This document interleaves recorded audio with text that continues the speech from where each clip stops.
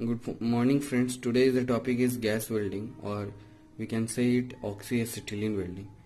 आज हम लोग इसी के बारे में पढ़ेंगे। जैसे यहाँ डायग्राम में दिखाया गया है, यहाँ दो सिलेंडर है। पहला ऑक्सीजन सिलेंडर है और दूसरा C2H2 एसिटिलीन सिलेंडर है जो एसीटोन में डिसॉल्व्ड है।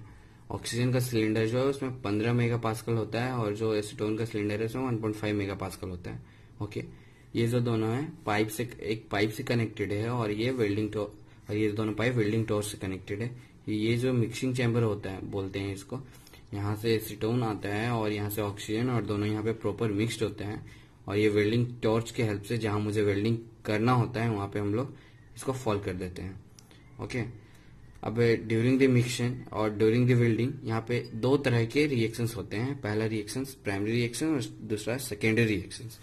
प्राइमरी रिएक्शन जब C2H2 O2 के संपर्क में आता है तो CO plus H2 plus heat generate करता है।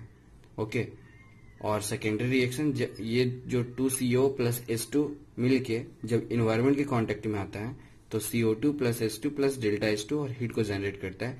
और यहाँ पे जो सेकेंडरी रिएक्शन में जो हीट जनरेट होता है वो मोर देन प्राइमरी होता है। ओके, अब जब बेसिकली यहाँ पे जो वेल्डिंग होता है उसमें फ्लेम्स बनता है और जो यहाँ पे फ्लेम्स बनता है वो 3 टाइप्स के होते हैं। पहला न्यूट्रल फ्लेम, ऑक्सीडाइजिंग फ्लेम और कार्बोनाइजिंग फ्लेम। तो हम तीनों के बारे में एक एक करके पढ़ेंगे।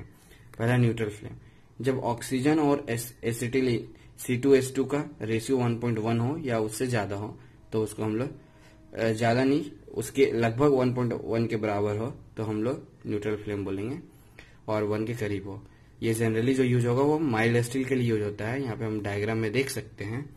यहाँ पे जो मेरा ब्लू फ्लेम है वो इसका इनर कोर जो है उसमें लगभग 3100 डिग्री सेंटीग्रेड टेम्परेचर डेवलप हो जाता है और आउटर कोर जो रहता है वो 1275 डिग्री होता है और इसका जो कलर होता है वो ब्लू टाइप का होता है और जो साउंड निकलता है वो हिसिंग साउंड होता है। ये भी बहुत जरूरी है क्योंकि कभी कभी छोटे एग्जाम्स में ये सभी पूछे जाते हैं कि न्यूट्रल फ्लेम का साउंड क्या होता है।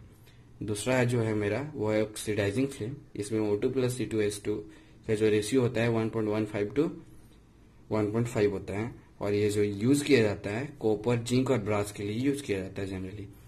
इसमें जो फ्लेम्स इनर फ्लेम्स का जो टेम्परेचर होता है वो लगभग 3300 होता है और इसका जो साउंड होता है वो रोरिंग साउंड होता है और आउटर फ्लेम का 1275 डिग्री होता है। और जो तीसरा है वो है कार्बोनाइजिंग फ्लेम। इसमें O2 और C2H2 का जो रेशियो होता है 0.85 टू 0.95 होता है और यहाँ पे जैसे दिखाया गया फ्लेम्स में इनर का 29 डिग्री 100 डिग्री सेंटीग्रेड होता है और आउटर का वही 1275 डिग्री सेंटीग्रेड होता है। बस डिफरेंस ये है क्या, कार्बोनाइजिंग फ्लेम में एक और फ्लेम बनता है जिसको इंटरमीडिएट रेड फीदर बोलते हैं और denote excess of acetylene present. Carbonizing flame में एसिटिलीन का परसेंटेज ज्यादा होता है, वही वो डिनोट करता है जो एक्स्ट्रा फ्लेम होता है। और ये जो यूज होता है वो कार्बन स्टील और कास्ट आयरन के लिए यूज होता है। अब इसके बारे में कुछ इंपॉर्टेंट पॉइंट लिखा हुआ है, जैसे कि ये कास्ट आयरन के लिए जनरली यूज होता है और यदि कोई फ्लेम मुझे क्वेश्चन में नहीं गिवन रहता है तो हम लोग उसको न्यूट्रल फ्लेम एज्यूम करते हैं। और मैंने यहाँ पे देखा total 2.5 mole of oxygen use होता है, 1 मोल प्राइमरी में और 1.5 मोल सेकेंडरी में।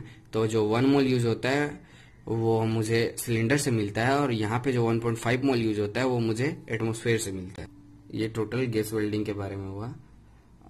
इसी तरह का वीडियो देखने के लिए मुझे फॉलो कीजिए और सब्सक्राइब कीजिए। Thank you for watching this video.